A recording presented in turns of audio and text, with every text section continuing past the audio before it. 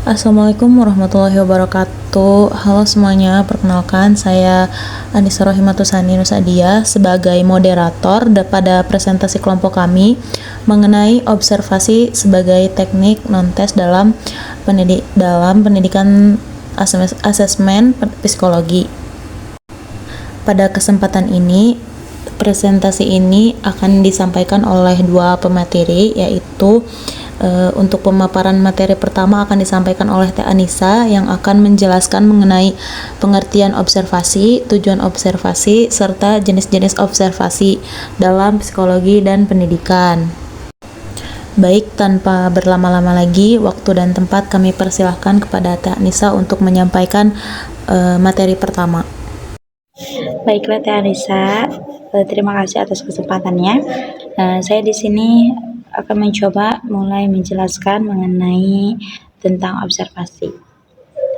Nah, sebelum beranjak ke pengertian dan yang lebih jauh lagi tentang observasi, kita juga harus tahu bahwa observasi ini adalah salah satu yang penting dari teknik non-tes gitu ya. Dengan memahami observasi, kita akan lebih mudah dengan menemukan dari hal-hal yang kita perlu gitu ya. Nah, pernah gak sih kita tuh lihat secara diam-diam gitu ya, terus memperhatikan orang-orang di sekitar kita ataupun murid kita sendiri. Nah, itu adalah salah satu bentuk contoh dari observasinya sendiri. Nah, pentingnya apa sih observasi dalam psikologi ataupun pendidikan? Nah, observasi ini tuh sangat penting ya, karena salah satu teknik yang memberikan data yang objektif secara langsung dan bisa membantu guru memahami perilaku siswa dalam situasi yang nyata. Nah, sebelum beranjak ke materi yang lebih dalam lagi, nanti di sini saya akan menjelaskan apa itu dari observasi, tujuannya juga apa, terus apa saja jenis dari observasinya. Nah, yang pertama saya akan menjelaskan mengenai pengertian dari observasi dalam psikologi maupun pendidikan. Nah, observasi adalah pengamatan sistematis terhadap perilaku dan peristiwa untuk mendapatkan data yang akurat dan objektif. Menurut Nizmatu Zahra dan Prasetya Ningrum tahun 2018 mengemukakan bahwa observasi itu merupakan suatu metode dalam psikologi yang digunakan untuk memperoleh data dengan cara melakukan pengamatan secara sistematis terhadap perilaku individu dalam situasi tertentu. Sedangkan menurut Nasution, Nurbaiti, dan Arfanuddin tahun 2020 menjelaskan bahwa observasi ini adalah kegiatan untuk mengamati suatu objek secara langsung untuk memperoleh informasi yang kemudian nantinya akan disusun dalam bentuk laporan hasil pengamatan. Nah, dari beberapa pendapat yang tadi ya, bisa disimpulkan bahwa dalam bidang pendidikan, observasi ini sering digunakan untuk memahami perilaku peserta didik. Nah, melalui kegiatan observasi, seseorang dapat memperoleh gambaran yang lebih jelas mengenai objek yang diamati sehingga dapat dijadikan dasar dalam memahami suatu fenomena. Misalkan kita memperhatikan satu siswa, nah kita akan bisa mendapatkan tuh gambaran dan hal-hal yang perlu kita ketahui gitu ya dari observasi anak tersebut. Nah, berdasarkan beberapa pengertian yang tadi disebutkan ya, yang telah dikemukakan, bisa disimpulkan bahwa observasi itu merupakan suatu metode pengumpulan data gitu ya, yang dilakukan dengan cara mengamati secara langsung suatu objek, peristiwa ataupun perilaku secara sistematis dan terencana untuk memperoleh informasi yang lebih akurat. Nah, slide berikutnya akan menjelaskan mengenai tujuan dari observasi, yaitu secara garis besarnya untuk memahami perilaku dan lingkungan. Nah, jadi observasi ini bertujuan apa sih? Mengumpulkan data-data yang faktual, terus yang dilihat dari perilaku individu dan juga memahami interaksi mereka dengan lingkungan sekitarnya. Itu adalah tujuan dari observasi. Nah, dalam bidang pendidikan, observasi ini sangat penting digunakan. Jadi, untuk bisa memahami perilaku siswa gitu ya dalam proses pembelajarannya. Jadi melalui observasi ini guru atau para pendidik itu bakal bisa mengetahui gitu ya bagaimana sikap, interaksi ataupun partisipasi dari si siswa ini gitu ya dalam kegiatan belajarnya. Nah, nanti informasi yang diperoleh dari kegiatan observasi ini kita dapat digunakan sebagai bahan evaluasi maupun sebagai dasar dalam merencanakan pembelajaran yang lebih efektif. Nah, setelah tujuan observasi, ada juga jenis-jenis dari observasi sendiri. Nah, ada observasi partisipatif, terus ada juga non-partisipatif, ada observasi sistematis, dan yang terakhir ada observasi naturalistik. Saya akan lebih menjelaskan satu persatu. Yang pertama ada observasi partisipatif, di mana si pengamat ikut terlibat langsung dalam situasi. Misalkan seorang guru ini akan mengobservasi satu siswa. Nah, guru tersebut ikut terlibat dalam situasinya. Jadi secara tidak langsung sambil mengobservasi atau melihat bagaimana siswa tersebut berinteraksi, bagaimana dia bersikap gitu ya. Nah, dalam jenis observasi ini, pengamat tidak hanya berperan sebagai pihak yang mengamati, tetapi juga ikut berpartisipasi dalam kegiatan atau aktivitas yang dilakukan oleh siswa gitu ya, atau oleh subjek penelitinya. Nah, melalui observasi yang ini, pengamat dapat memperoleh pemahaman yang lebih mendalam mengenai situasi apa yang terjadi karena pengamat berada langsung di dalam lingkungannya gitu. Dengan keterlibatan tersebut, pengamat dapat melihat secara langsung berbagai perilaku, interaksi maupun kondisi yang dialami oleh subjek penelitian. Namun demikian, jadi si observasi ini memiliki tantangan karena keterlibatannya pengamat dapat mempengaruhi objektivitas dalam melakukan pengamatan. Yang kedua adalah non-partisipatif. Observasi ini yaitu pengamat hanya mengamati tanpa ikut serta. Jadi kebalikan dari partisipatif. Nah, dalam observasi ini pengamat hanya berperan sebagai pihak yang mengamati dan mencatat berbagai perilaku dan peristiwa yang terjadi tanpa ikut dalam aktivitasnya. Nah, jadi di sini tuh sering digunakan dalam penelitian gitu ya, karena memungkinkan si pengamat ini untuk menjaga jarak dengan si objek gitu ya, yang atau subjek yang diamati, sehingga dapat meminimalkan pengaruh terhadap perilaku subjek. Dengan demikian, data yang diperoleh diharapkan dapat menggambarkan kondisi yang lebih objektif juga. Dan yang ketiga ada jenisnya itu adalah observasi sistematis. Nah, ini menggunakan pedoman untuk pengamat yang terencana.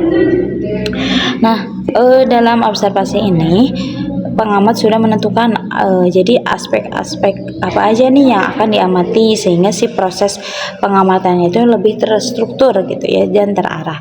Nah, observasi sistematis ini biasanya digunakan dalam penelitian ilmiah karena data yang diperoleh dapat dicatat secara lebih rinci dan terorganisir. Pengamat juga dapat menggunakan lembar observasi atau daftar cek seperti checklist gitu ya, untuk membantu mencatat berbagai perilaku yang muncul selama proses pengamatannya berlangsung.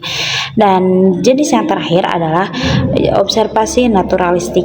Nah, dilakukan dalam situasi yang alami tanpa adanya manipulasi ataupun pengaturan kondisi. Nah, dalam observasi ini, pengamat hanya mengamati perilaku yang muncul secara spontan dalam lingkungan sebenarnya.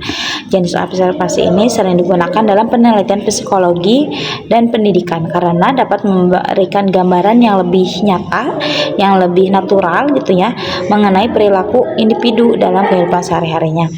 Jadi dengan melakukan observasi situasi yang alami, peneliti dapat memperoleh data yang lebih autentik gitu ya, secara secara nyata gitu, mengenai bagaimana si individu ini berperilaku dalam lingkungan sosialnya.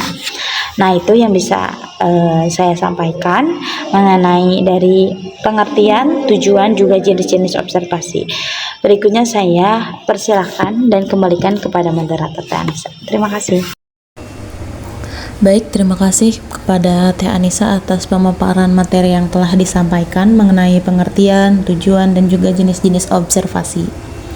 Selanjutnya, saya akan melanjutkan pembahasan pada bagian berikutnya, yaitu mengenai langkah-langkah observasi, kelebihan dan kekurangan observasi, serta instrumen yang digunakan dalam kegiatan observasi. Baik, pada slide ini dijelaskan mengenai langkah-langkah pelaksanaan observasi. Observasi sebagai metode pengumpulan data tidak dilakukan secara sembarangan, tetapi harus melalui proses yang terencana dan sistematis agar data yang diperoleh dapat dipercaya dan sesuai dengan tujuan penelitian atau asesmen psikologis. Adapun langkah-langkah dalam melakukan observasi antara lain yaitu yang pertama adalah menentukan tujuan observasi. Tujuan observasi harusnya dirumuskan secara jelas agar pengamat mengetahui aspek apa saja yang perlu diamati selama proses pengamatan berlangsung. Lalu yang kedua yaitu menentukan objek atau subjek yang akan diamati. Objek observasi dapat berupa individu, kelompok, aktivitas, maupun suatu fenomena tertentu yang terjadi dalam lingkungan sosial. Lanjut, langkah berikutnya adalah menyusun pedoman atau instrumen observasi. Instrumen ini berfungsi untuk membantu pengamat dalam mencatat berbagai informasi yang diperoleh selama kegiatan observasi berlangsung. Selanjutnya yaitu melaksanakan kegiatan observasi. Pada tahap ini pengamat melakukan pengamatan secara langsung terhadap objek yang telah ditentukan dengan tetap menjaga sikap objektif. Langkah berikutnya adalah mencatat dan mengumpulkan data hasil observasi. Semua informasi yang diperoleh selama proses pengamatan harus dicatat secara rinci dan juga sistematis agar dapat digunakan dalam proses analisis. Dan langkah terakhir yaitu menganalisis serta menyimpulkan hasil observasi. Data yang telah terkumpul kemudian dianalisis untuk memahami makna dari informasi yang diperoleh serta menghasilkan kesimpulan yang dapat dipertanggungjawabkan. Slide selanjutnya yaitu kelebihan dan kekurangan observasi. Selanjutnya kita akan masuk pada pembahasan mengenai kelebihan dan kekurangan observasi. Sebagai salah satu metode pengumpulan data, observasi memiliki beberapa kelebihan. Di antaranya yaitu observasi memungkinkan data diperoleh secara langsung dari situasi yang sebenarnya, sehingga memberikan gambaran nyata mengenai perilaku individu. Selain itu, observasi juga memungkinkan pengamat melihat perilaku secara langsung dalam lingkungan alami, serta dapat dilakukan untuk mengamati perilaku yang mungkin sulit diperoleh melalui metode lain seperti wawancara atau kuesioner. Namun, di samping kelebihan tersebut, observasi juga memiliki beberapa keterbatasan. Salah satunya adalah membutuhkan waktu yang cukup lama dalam proses pengamatan. Selain itu, hasil observasi juga dapat dipengaruhi oleh subjektif pengamat.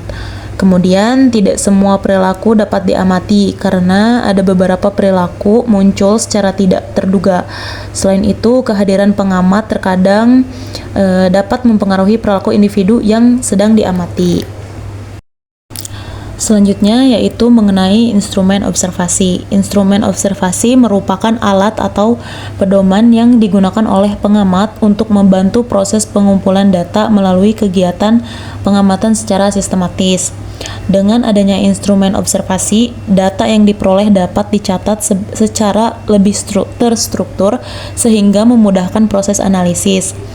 Beberapa bentuk instrumen observasi yang sering digunakannya antara lain adalah yang pertama yaitu lembar observasi, yaitu format pencatat yang berisi indikator perilaku yang akan diamati.